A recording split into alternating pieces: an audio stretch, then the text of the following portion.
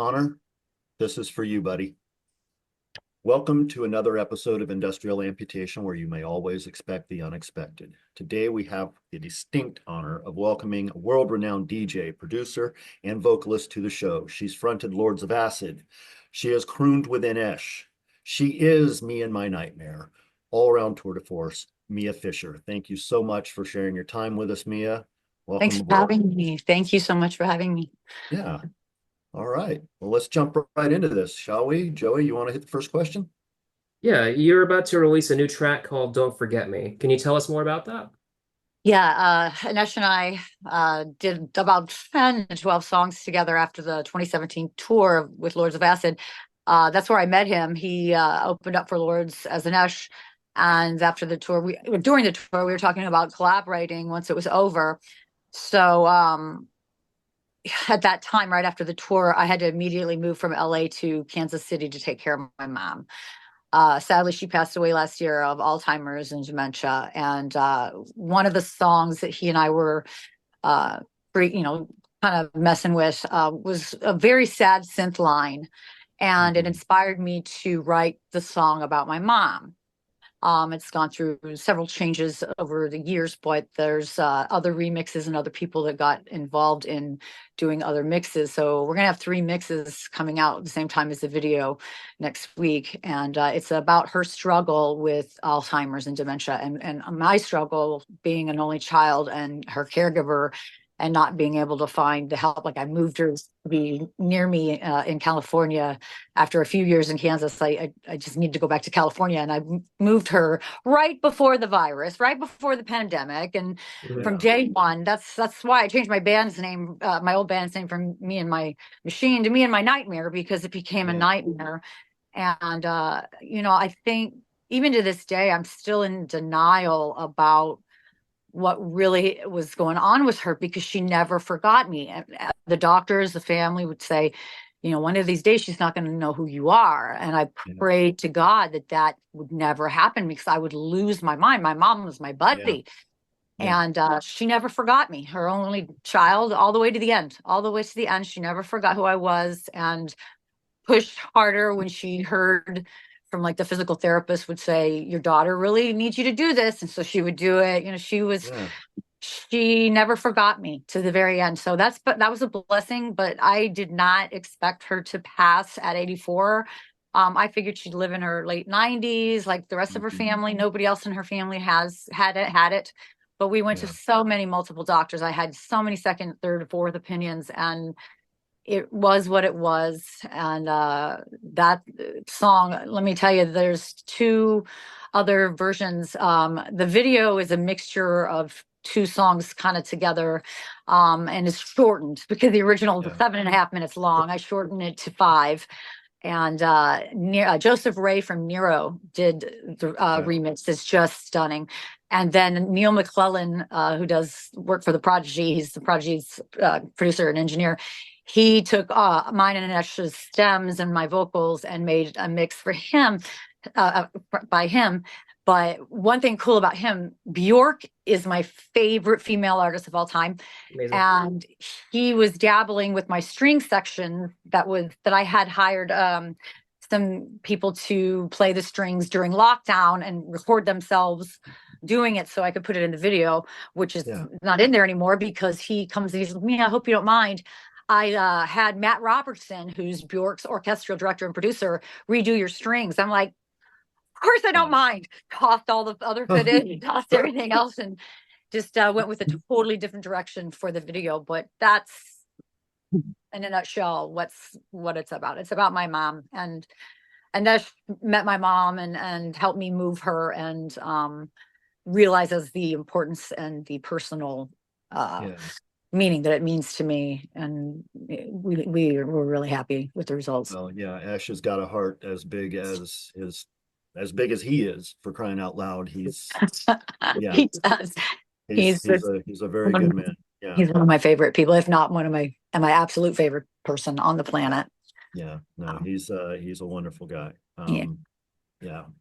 So we're really, really sorry to hear about the loss of your mom. for that. Uh, that's that's really hard. It's heavy. Uh, upon contemplation or upon completion, do you feel like you've had a cathartic endeavor with this? Absolutely. Yeah. Okay, I saw the video that you had on YouTube about Oh, they shared the unlisted link. so yeah, there's video number one, I guess. I can't remember the full name of it, but your words and experience resonated with me. I owned a home care agency in the early 2000s, Oh, worked wow. closely with hospice, helping people at the end of their lives. Worked a lot with dementia patients, Alzheimer's patients, and MS patients. Wow. I also was my sister's caregiver when she had ovarian cancer, and Wow. she's a cancer survivor. Um, Wow, that's great. Alzheimer's and dementia also are a part of my family history, so this really seriously resonates with my heart That's goes out to you. I would like to acknowledge and thank you for using your platform and your voice to bring awareness to this kind of stuff. Thank you. That's exactly what I want to do. Yeah, I really want to bring awareness to it. As I know there's a lot of people out there that I have never even met or talked to that could relate. And I, yeah, as a care, you being as a caregiver, of course you can relate because it's heavy and healthcare is dwindling in this country, and it's it so is. hard to find good people. And Yeah, there was a shortage for us, and it just took us on a whirlwind. So yeah. yeah, No, thank you it's for it's that. I'm it's glad. a terribly difficult thing to have to go through. And when family is taking care of family, it's a whole other level of stress. I mean, it's normal course is to sort of breed con breed contempt a little bit with the person, the situation, and it's so hard. It tears people apart having to take care of their family in situations like that. So I was always felt good about having an agency where I was able to provide people to lessen that burden on the families. Oh, So that's the last thing a family needs when one of their family is in a bad spot like that. yeah. Um, is there anything you would like people to know about Alzheimer's disease? Um, it is so. It is such a. It's just such a difficult disease. And I mean, I was confused at things that she would do. I can't even imagine what it must have been like for her to, you know, realize, wait a minute, I mean, she would do things every now and again, and I would say, Mom, please don't do this, or please, just stop doing that, or whatever. And she was like, I would never do that. I would never do that. I was like, you're doing it right now, you know. Yeah, And it was very confusing, and it was hard. And I just want people to be patient. Never say, oh, don't you remember this? Or, hmm, because they probably don't. And it confuses them even more if you try to figure it out yourself. You're not going to figure it out. It is yeah, what it is, yep. and it's just going to get worse. When One thing that I do want to bring up in early prevention, there is a patch. I'm sure there's more stuff now, but there was a patch called the Exelon patch, and we gave her this patch, and it almost did a full reversal on Uh-huh. her, but it weaned off. And we were told by the doctor that it was going to, eventually wean off. So we took her off of it once it weaned off, and waited a couple years and tried to put it back on. By that time, it did absolutely nothing.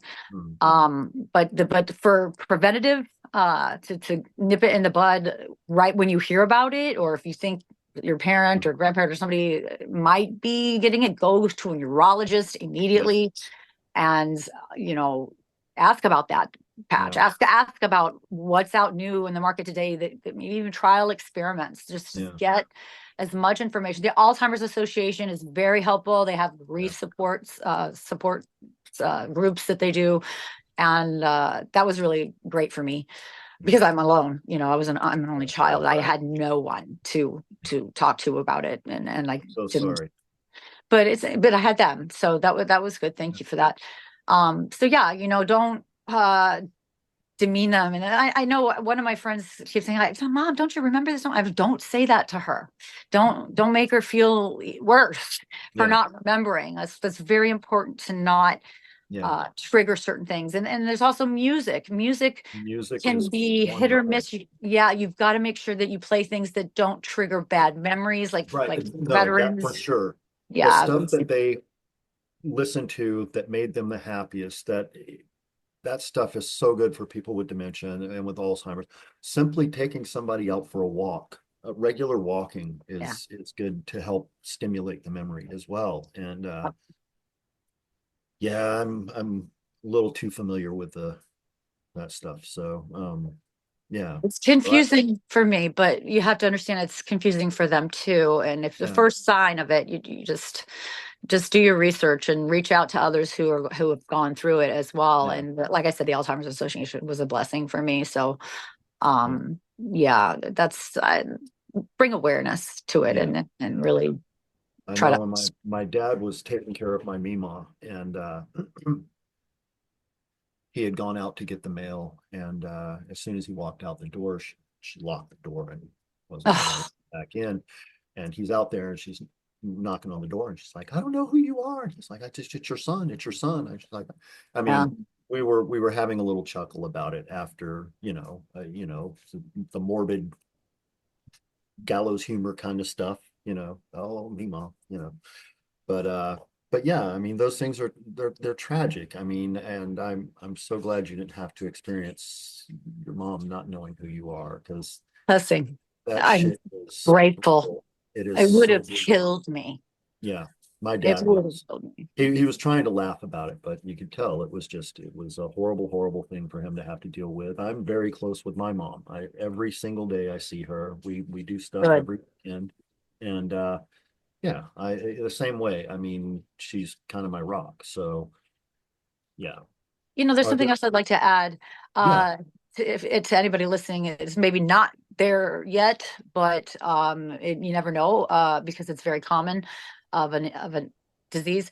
Start taking photos, start taking videos, start doing everything you can so you can show them later and have them journal. Like I gave my mom uh, almost a dozen journals, and Oh over the wow. years she would write on it. So I read them every night because there's Hmm. so many of them. I have them for a long time. It's like the Bible to me. So I feel like she's still here, and that's Yeah. so important to have them write things and then show, you can show them things and that it might trigger a memory later on in life. Yeah. So I start doing it sometimes now. have my I sometimes have my phone recorder on when we're out because we go for walks on the weekend and we'll go out for the walks and I'll start asking her stuff. The first time you met dad, what was your first date with dad like and everything. And I'm recording it. I'm wanting to put together something at some point that I can, give to the family and um but yeah, I like That's the idea great. of journaling for her too. But yeah, it's are there any links or that you'd like to share or charities that you would like to ask people to support for this? Just like I said, the Alzheimer's Association was Okay. very, the Cleveland Clinic was really good as well. I know they're all over America. I don't know where the headquarters is though, but the one that we went to, their neurologists were fantastic. Unfortunately, the doctor that we had no longer practices there, but they were really good and understanding and gave me a lot of tips and a lot of guides and a lot of things for her to try. And we didn't get that anywhere else. So just those two things, yeah, for sure. Can you excuse me, Mia? Can you talk about the video that's coming out for this? Yeah. Well, I did it all myself. I self-taught myself Final Cut Pro.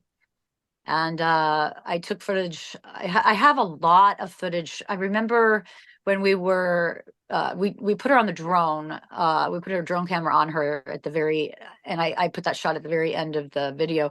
We did a lot more. We did Christmas dinners. We did like Easter Sunday Oh, wow. lunch. We did all these different things, but I ended up going with a little girl and her mom that I found on Craigslist to reenact because I wanted it to her memory. I didn't want people to see her sick, even though she was all for it.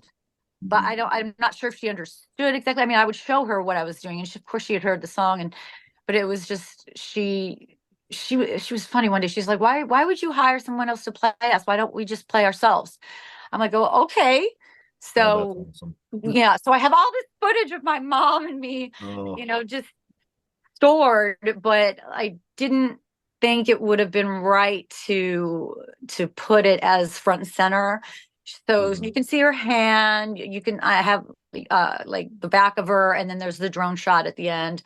But the mom and daughter, they gave me over 30 hours of footage Oh, of wow. doing everything. So I had to go through all that, and I pieced it together, and I made this clip for it that was like a minute and a half long. And then I really wanted this to be my second release and not Devil Inside. I wanted Devil Inside to come after, but we ran out of time. I didn't finish the video in time. It wasn't a high budget like Devil Inside was. It was, on my own budget, and I was doing all the editing myself, so it took a little bit longer. And I just finished the final version after going over maybe 500 final versions. Oh, wow. I need to clean out my computer. It's completely full. All the drives are full. Yeah. Everything's full. But yeah, the video portrays a little girl and her mom, because we were really close when I was young and doing things together, this little only child. I think, and it's kind of got like a memory dreamy effect on it to show that it's older. Yeah. Like it's supposed to portray present, I'm not present time, the past. Right. And then it changes colors to the chaotic times that I Mm. was dealing with her with the hospital when she gets, goes to the hospital, to me now.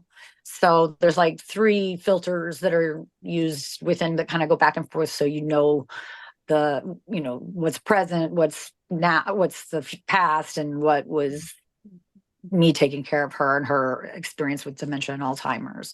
She was constantly going to the hospital, constantly, just it was a nightmare.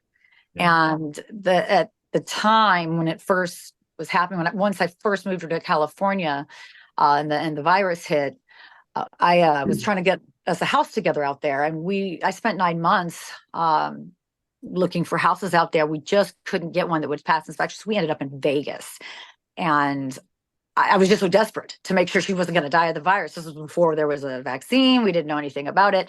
Yeah. And so we ended up in Vegas, where I knew nobody. I knew one person.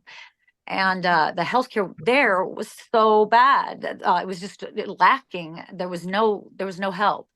Yeah. We went through 7 people. Some quit on the first day, and there was just one that was really good. Everyone else was just, what were they doing? I don't know what they were doing in healthcare, because they didn't understand what she was going through, and they couldn't handle it. So they shouldn't have been caregivers, or they should have known what they were getting into, or researched the disease, or the illness before they started. But they couldn't. They didn't last. The one that was great did understand. Unfortunately, I begged her not to go. She just couldn't go, because my mom was at a point where she wouldn't let anyone near her but me. Yeah. And so that was hard. But like, I didn't go out for like a year and a half. She couldn't leave the house. She couldn't be left alone.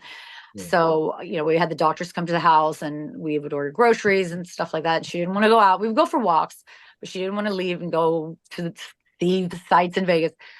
One time I went out in a year and a half, about 30 minutes later, I had a part-time caregiver that was watching her call me and say, your mom just fell. I think she got up to see where you were, and she just split her head and she's bleeding. You need to come home now.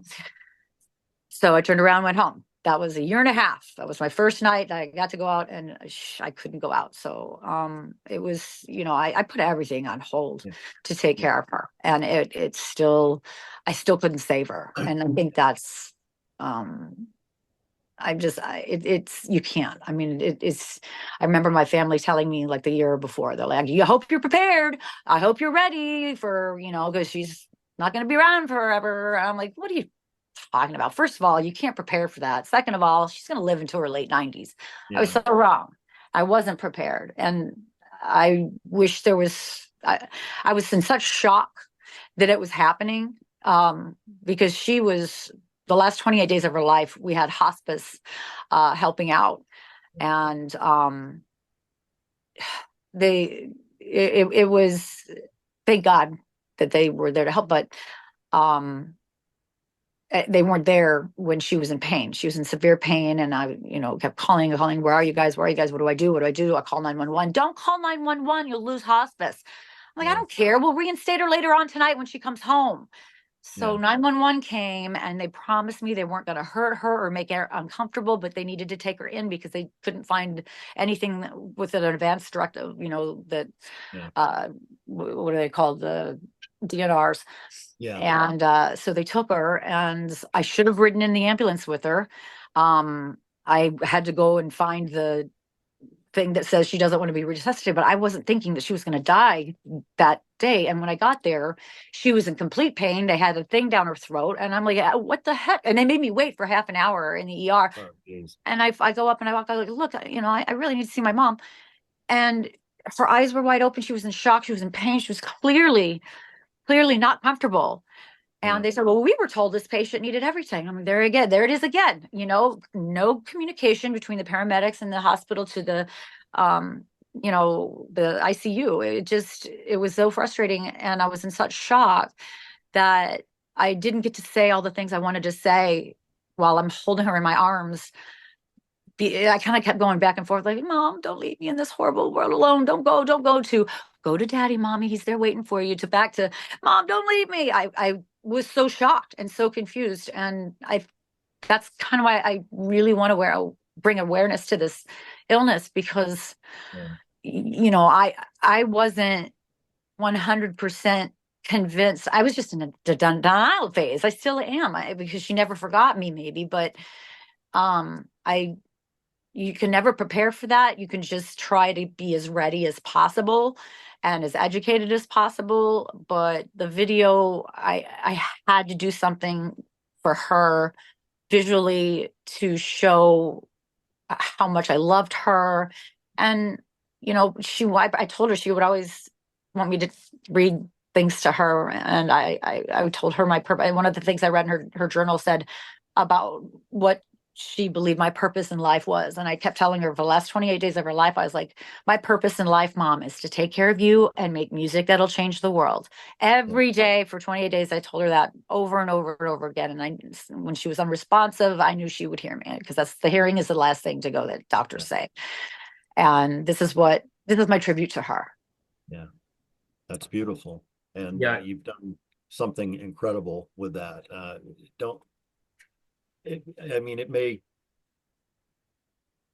You've done a good thing, and your mom knew. Yeah, I know So, that. Thank you. The video is beautiful. I watched it too. Yeah. It Yeah. resonated with me. I'm an only child, and I lost my father. A triple bypass surgery that they screwed up about, I don't know, 31 years old, and my mom's got dementia. So Yeah. I'm at the beginning of this point with your, so I feel you. Oh, I just got chills. My heart goes out to you. The best of luck to you. Hang in there. I hope you have a support system. I hope you have Working on it. Yeah, it's hard. I didn't have one. I'm sorry. Yeah. So let's talk about Devil Inside, which Okay. features Enesh. And that track is just amazing. Can you talk about working on that together? I started that song in 2013. I wrote it for Lords of Acid. And it does feel like that. Yeah, well, the lyrics were even naughtier back then. I had to PG them up a little bit, especially, and I would have done it even more if I had more time. But yeah, it wasn't intended for me to release it under just me ever. Yeah. But when Lords didn't use it, Anesh, I played for Anesh on that tour in 2017, and he and I performed it on stage together. And then after that, he came to Kansas City when I was taking care of my mom after that tour was over, and recorded vocals on it, and other songs that I had already. And then we did songs together from scratch. And I got Danny Lohner to play guitar on it. Oh, wow. When it was just it wasn't before, even like prior to that the tour meeting, Anesh, he wasn't on it. and it went through a couple of manifestations. And I added that "I'm coming for you" scream last.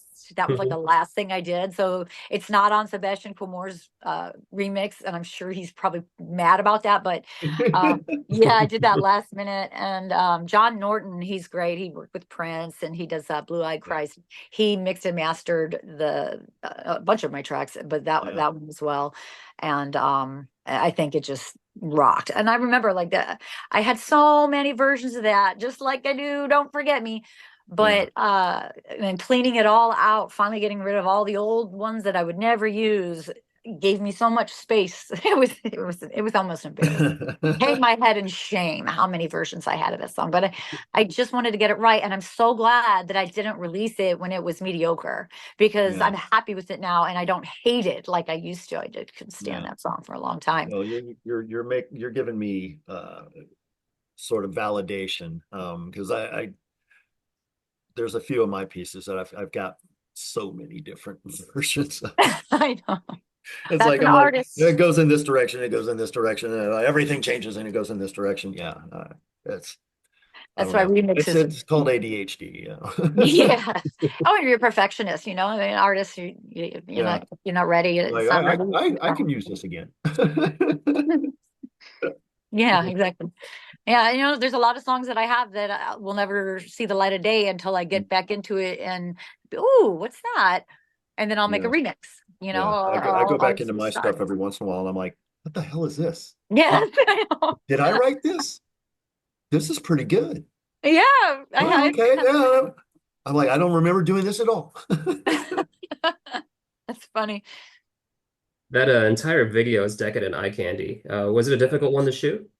No, the only problem was airbrushing me red. I had to convince the director that we needed to put me in as a devil. It had to be part of it. And he's like, no, that's going to be cheesy. And I'm like, you're putting me as a devil in the video. Okay, that's what's happening. And we did it. My guy who was supposed to airbrush me didn't show up. So we had somebody who had never airbrushed before, because I couldn't do all of myself. So he came and he nailed it. But the airbrush gun was dry from the dry run that we had done prior a few days with the guy who was going to airbrush that didn't show up. So we had to clean it out, wait, it took a little time, but once we did it, the director's like, oh, I'm so glad that you talked me into that, because it worked out so well. It was such a good idea. It really did. The red is fantastic. Yeah. It feels like a tattoo. The devil girl in the tattoo. That's what it feels like, and it's perfect. It reminds me of Beavis and Butthead in Beavis and Butthead Do America. Okay. The animated scene when they're on peyote. Yeah. Okay, I remember. Oh my gosh. Oh, yeah. Okay. Yeah. It feels like that. That's a good thing. That's a very good thing. Man, Thank that's you. fucking awesome. And yeah, actually, go ahead. No, you go ahead. I was going to say on Halloween, it was so cold. Everywhere else it was warm, but it was cold where I live. And I got all airbrushed by a pro, and I have LED wings that I had just got this year. I had it custom made for me. And I had all these new additions to that outfit. And I was going to go and do some contests, and it was just too cold. So I came home and I filmed an entirely new video to release for next year's remix of that song that no one's heard. Right on.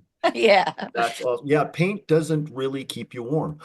No, that's one thing it was really cold because my arms were bare. Yeah. And God forbid you've coated yourself in latex, because that shit, you'll feel every breeze. Yeah, I did. Yeah, back in the 90s. Oh, yeah, good times. Yep.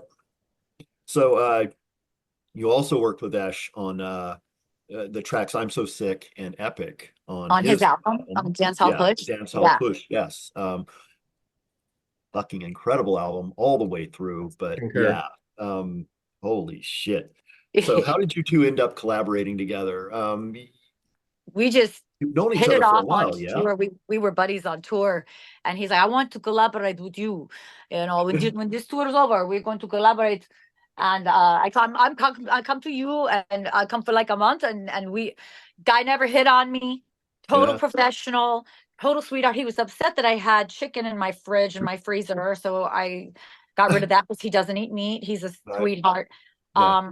Then he came back again for another month, and we did a bunch of videos, Yeah. which are going to be coming out in, one after another after this is out.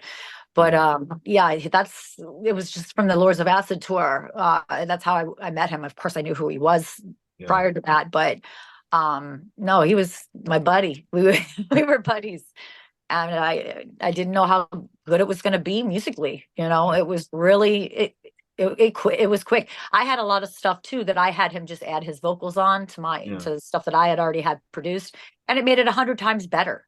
Oh, I'm so glad I didn't release those things because they weren't there yet.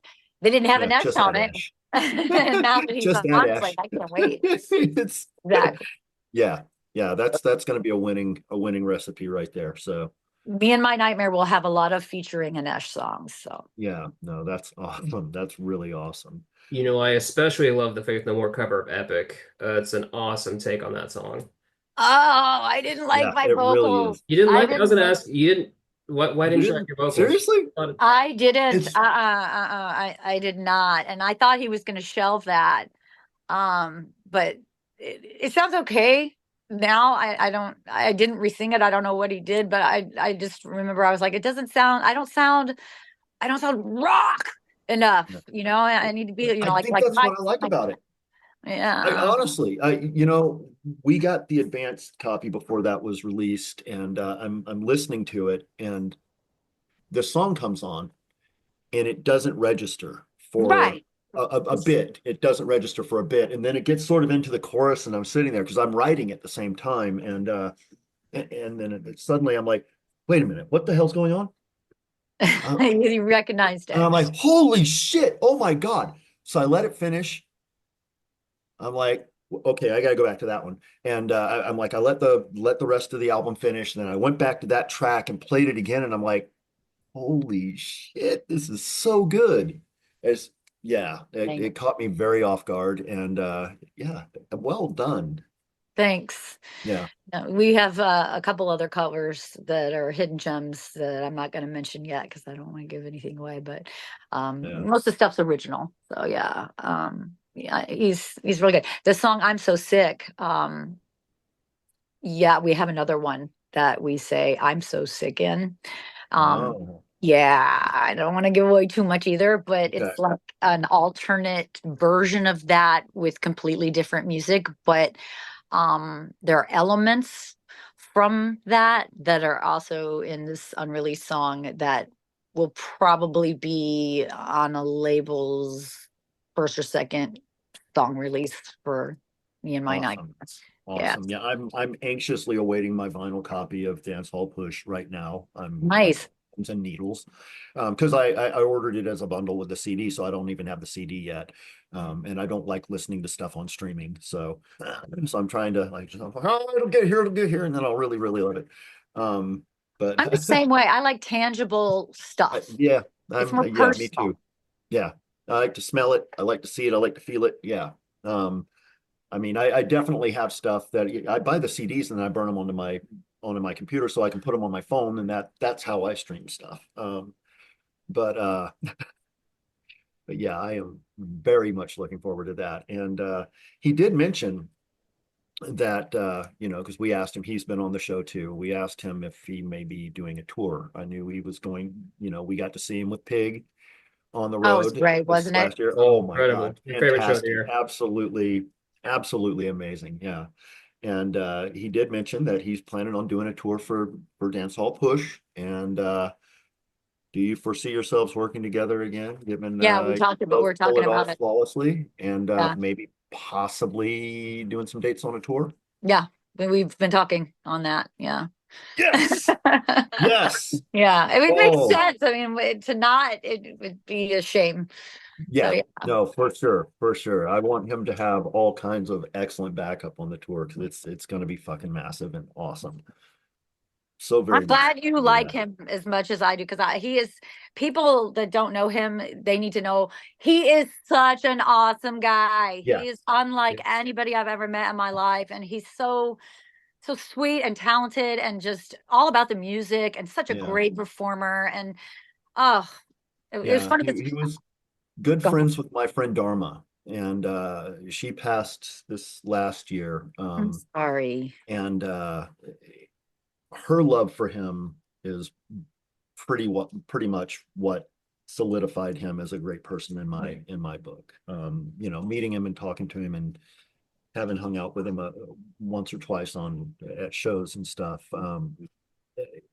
He's a genuinely awesome fucking person. He really is. He's got like I said, his heart's as big as he is, and Yeah. it's a pleasure to have him in this world for I sure. know. We need Yeah. more Anesh's. Yeah, absolutely, absolutely. And Levi and him are just, yeah. So, hey, Levi, can't wait to have you back on, Bubba.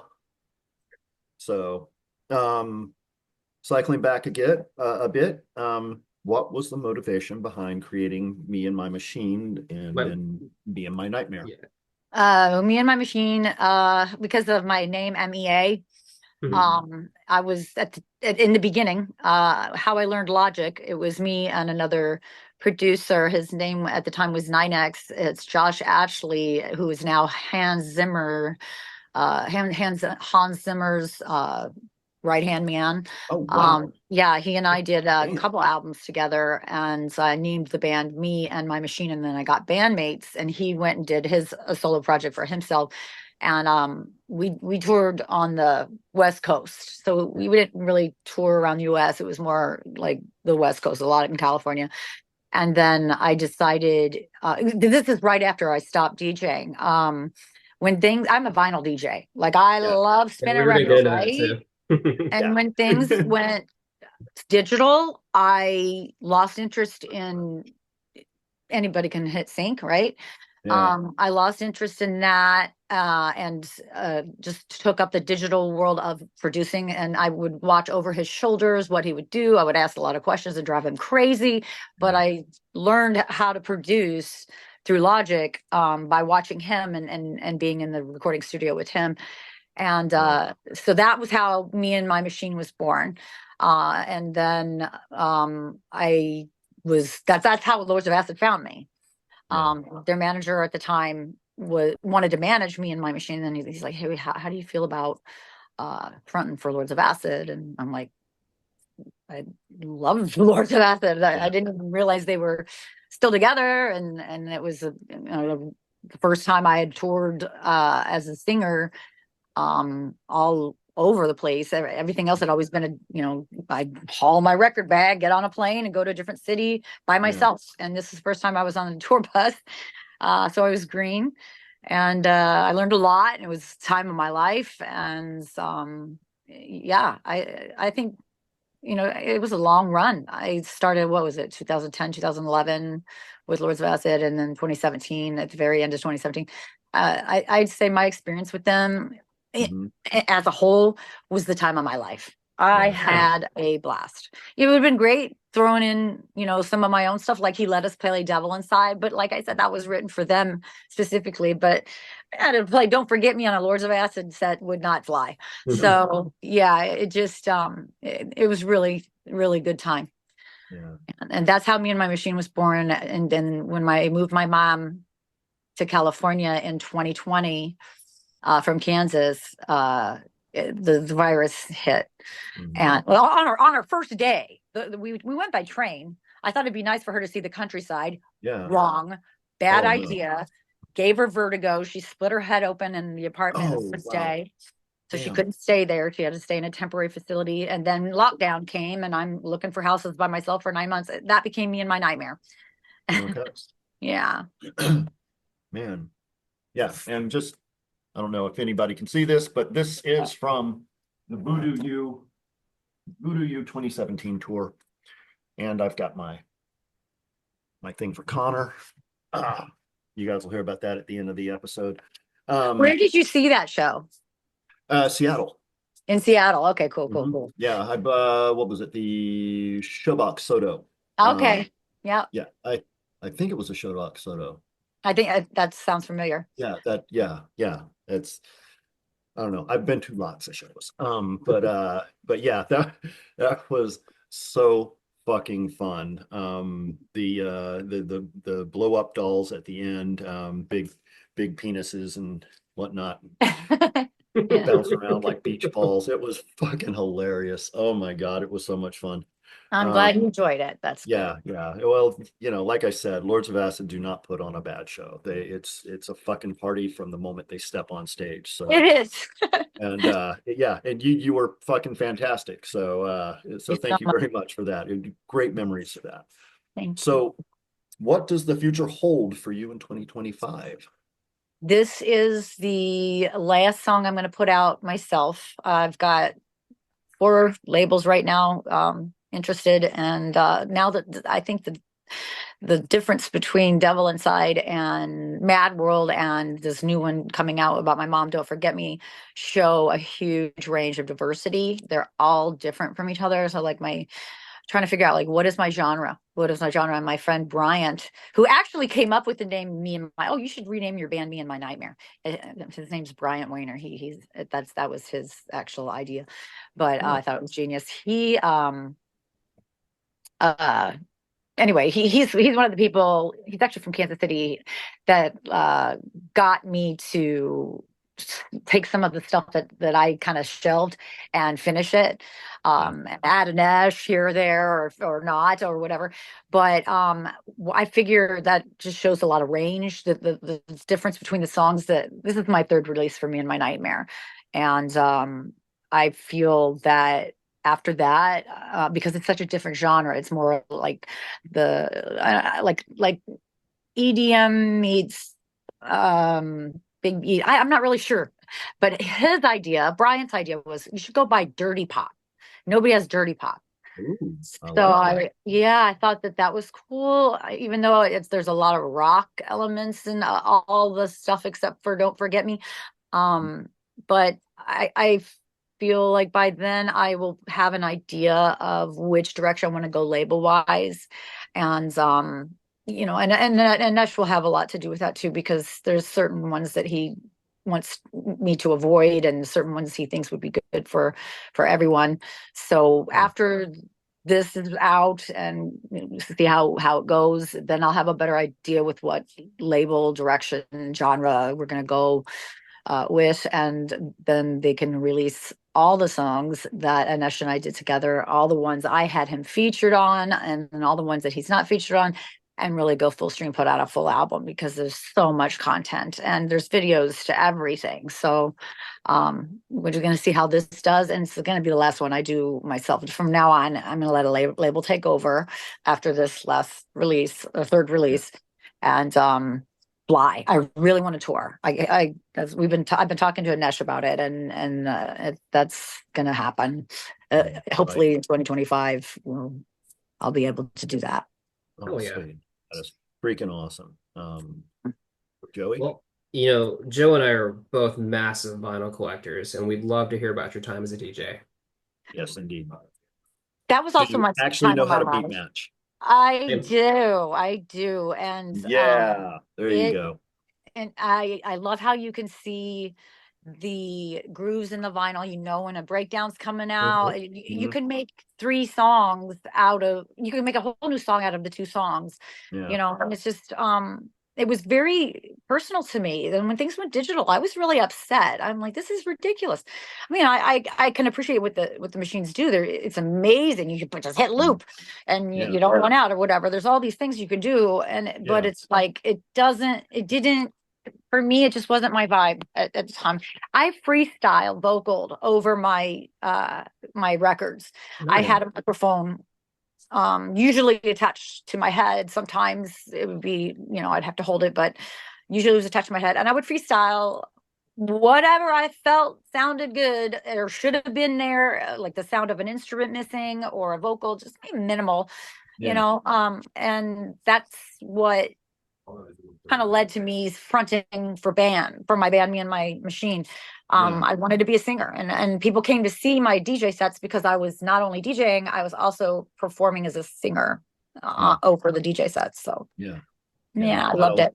I always loved that when I would go to a club or a rave or anything like that, and the DJ was actively participating in not just mixing the music, but Mhm. playing the records, but actually making something with them. And that always made me really happy. Yeah, I loved it. And I was always in shape because I would carry my heavy record bag over, and Right? I'd have to put it in the overhead compartment of every plane. And like Bruises on I your was, bruises on your on your the tops of your legs from oh carrying yeah. record crates. Oh yeah. Oh yeah. Yeah. Yeah, I loved it. Like I went to China a lot. I think my biggest crowd base was in Asia because I was constantly going to different places in Asia, and it was just, and I got to know all the pilots and all the Oh flight wow. attendants, and like Oh it my was, I God. was like had all these miles on United. So like after I was done touring as a DJ, I took all my friends on vacations. Yeah. I had Oh all my these free God. That's points, and awesome. we just went everywhere. So.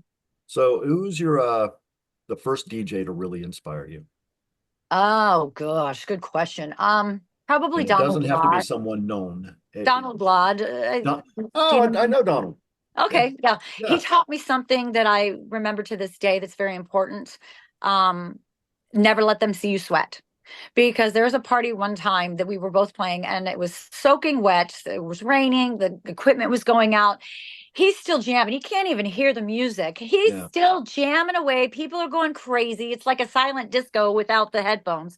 Yeah. But I'm like, and I asked him, I was like, how can you do this? He's like, you never let them see you sweat. You just keep doing. You're saying you get as long as you got your headphones, the headphones are working. You keep the show going. Yeah. And I never forgot that. That was Yeah. such good advice, and I really respected him for that. I think he's Yeah. my favorite. Yeah. Yeah. No, he's fucking awesome. Yeah. Jerry Phoenix is amazing too. He's old Seattle DJ. Um, so I know that you had one, Joey. Yeah, I was kind of wondering what were some of your go-to records to get people on the dance floor? Oh my God, Plump DJs. I can't even remember the name of the song. Oh my God, I have all my vinyl downstairs. I haven't gotten I have rid of mine any next of to it. me. Oh, there's so many crates. Um, Okay, here's one I for don't you. know. There's this one called Pistol Whip. I can't remember who did it. It was it was so long ago. I remember like I met the Daft Punk guys before anybody knew who they were, so I Oh was really big wow. on them before Nice. they got big. And I really like Big Love. It's a Chicago, Peter Heller, I think, did it. It's very Chicago house. It's called Big Love, and it's so many years ago. It's over 20 years old. Um, oh gosh, that's a good question.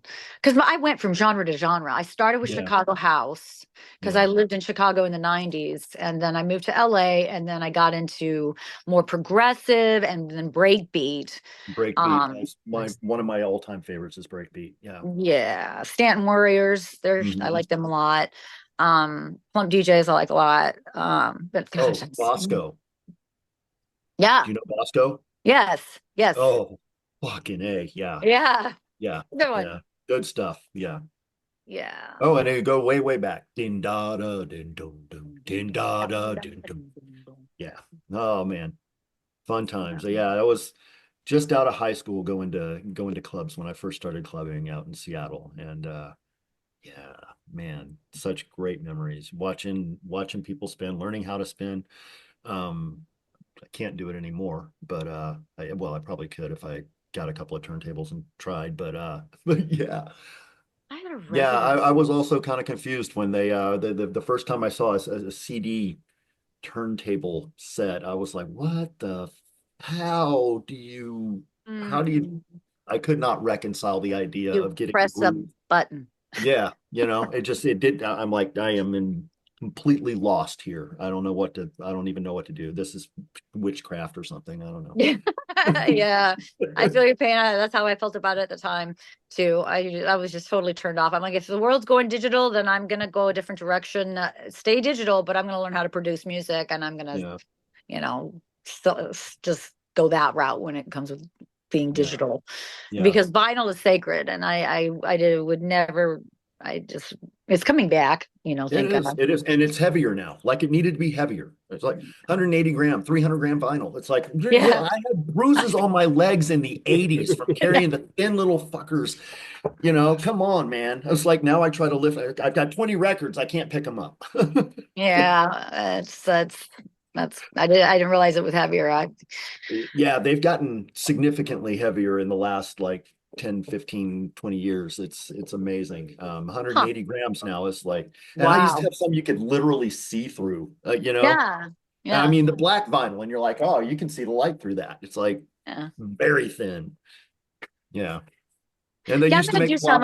floppy vinyl I'm out gonna of the be doing some magazines. vinyl releases. My friend Jordan Fields in Chicago, he does some stuff. I think it was for Moody Recordings, and he's been trying to get me to put some vinyl out with my releases. Yeah. We're talking about doing it for Don't Forget Me, since it's such it can be in the dance Yeah. industry as well. But haven't for sure done that yet. And maybe wait for the label to help with that. But yeah, I love vinyl, and there's no reason why I wouldn't want to do that in Yeah. addition to just releasing it, digitally. Yeah. But That's yeah, awesome. Yeah. and then maybe Yeah. if I do it for Don't Forget Me, and you can always do it, next month or something, have some stuff about, my mom in there, just some Mhm. pictures and some of her letters, and Yeah. uh, some of the very last lyric of that song I wrote about her. I say, "I will always carry you in my heart." That was the last letter she wrote to me, um, on email, that said, "Even though I can't carry you in my arms anymore, I will always carry you in my heart." Yeah. So that's why it's in the song very ghostly at the end, because that was the last letter she wrote to me. And I can put a copy of that email like on the vinyl inside like an insert sleeve and make it real Yeah. personal. And people love that stuff. I do anyway. Oh, you could also do it on the inside of the record Yeah. etch. Yeah. Yeah. Exactly. Yeah. Man. Well, now that we talked about it, I'm going to give him a call after this. There you go. Yeah. So who are you listening to currently, and is there anyone we should be keeping an eye on? Oh, I'm always listening to Pig. I'm always listening to industrial music. I'm constantly I still listen to 90s stuff. Like Nine Inch Nails is on my rotation daily. I wake Yeah. up to that song. I wake up to Wish every morning. It's on my My Oh, alarm. first Nine nice. Inch Nails song. Wish. Oh, was my favorite Nine Inch Nails No, that's song? my first song that I heard by him when I was Oh, 12. that was the first song? Yeah, Oh it changed my gosh. life. My The my first first song I was heard when was Pretty Head Hate Like a Machine came Hole. out.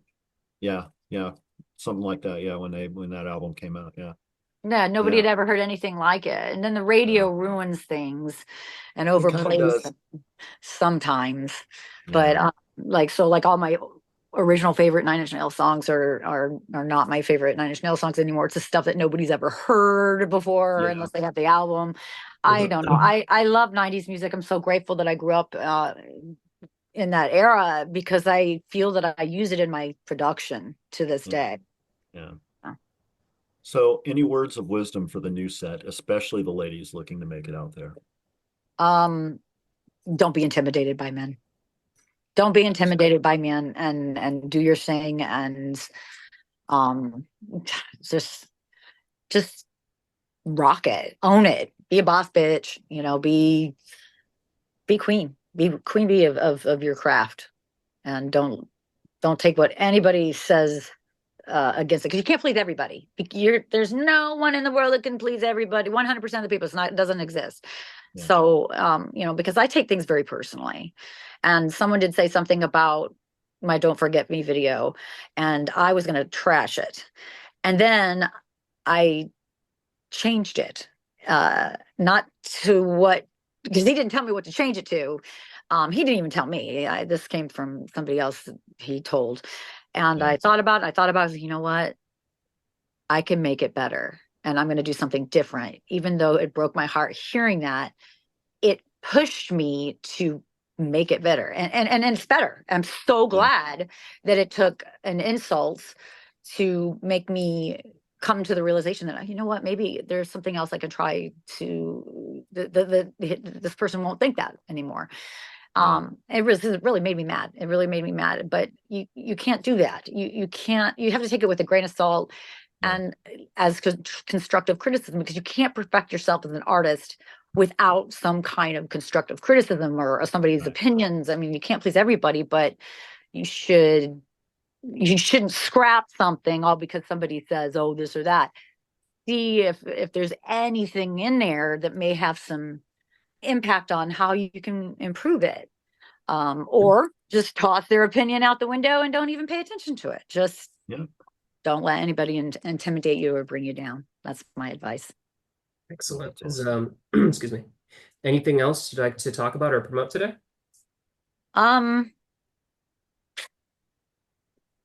So much.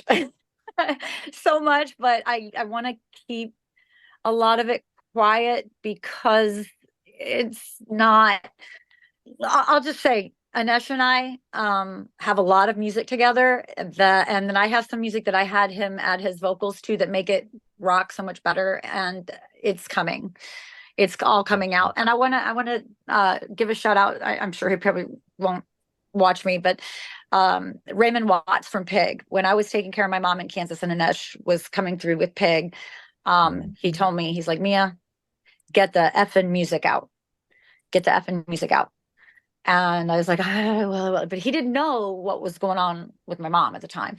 And this last time around that came through, I got to give it to him. It stuck with me. It stuck with me all those years. And then I told him, I was like, Raymond, you remember me? He's like, oh yeah. Did you get the music? I'm like, it's coming out. Thank you. Because if he didn't say that, it wouldn't have kept me going. I just had to take care of things first with my mom, and that came first. And so now I'm releasing the music thanks to Raymond Watts's advice and Anesh's talent and collaboration. So yeah, lots of good things coming in the future. I just want it to be a surprise. A lot of videos, and a lot of Anesh, but then a lot of me too, and a lot of guest artists involved in each one. Right on. Mia, it has been an absolute blast. Thanks so much for having me. Thank you. Kiddos, you can find Me and My Nightmare on Bandcamp and at meandmynightmare.com, as well as on YouTube. Go show some love. And add me on Instagram. It's add on Instagram _official. Yeah. At where? Say it again. And MAMN, like Me and My Nightmare. MAMN _official. All right. For Instagram. And Me and My Nightmare on TikTok. I gotta get on that. You know, I'm learning. I'm still so old school. I'm still being curmudgeonly, and I'm like, I don't know. I don't even open Instagram most of the time, but I do have it. And eventually I may do something with it. But anyway, so lovelies, as we continue into the holiday season, we want to take a moment to acknowledge our mental health. It can be very difficult to navigate this time of year in particular. We want you to know that you're not alone. The world is better with you in it. Please don't try to do this alone. Today, along with our friend Jason Lupo, we are dedicating this episode to a fallen friend and viewer. A few weeks ago, a cherished viewer, my friend Connor Leatherman, left this plane by his own hand. He was a bright and shining soul whose ever-present smile lit up the hearts and faces of those around him. He is deeply loved and dearly missed. Our hearts go out to his mom, Sally, his brothers, his family, and his friends and his co-workers. We will include some links on the YouTube page and on our pages on Facebook to Connor's GoFundMe to help the family, as well as some links to 988 Crisis Line. There's also, if you're employed, there's also a wonderful program called the Employee Assistant Program, which does offer, I believe, up to 3 free counseling sessions, grief sessions, counseling sessions. Please make use of that stuff. Please reach out. Honestly, we would rather sit with you through your grief and through your pain than to have to gather around you after you've gone.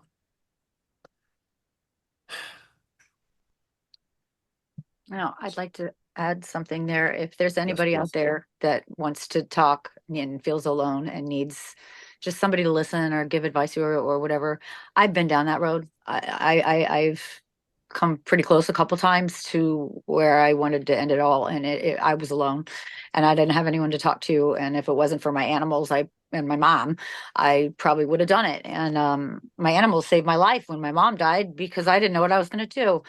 So I can totally understand just the feeling of just being lost. Anybody out there feels that way, please, what he said just now about getting help, you can also reach out to me through Facebook Messenger, me and my nightmare. Just send me a personal message and we can talk, and you can talk my ear off, and if you want advice, I can tell you what I went through, because it's so important to have a support system, and if you don't, I'm your man. Yeah. Thank you so much, Mia. We've also got the amazing bracelets from Anya on ayatoya.com. Nice. They do say sold out. All you need to do is just reach out to Anya. She will send you one. Be good to yourselves and be good to each other. We love you. Love hugs and belly rubs. Cheers. Bye, everybody. Thanks, guys.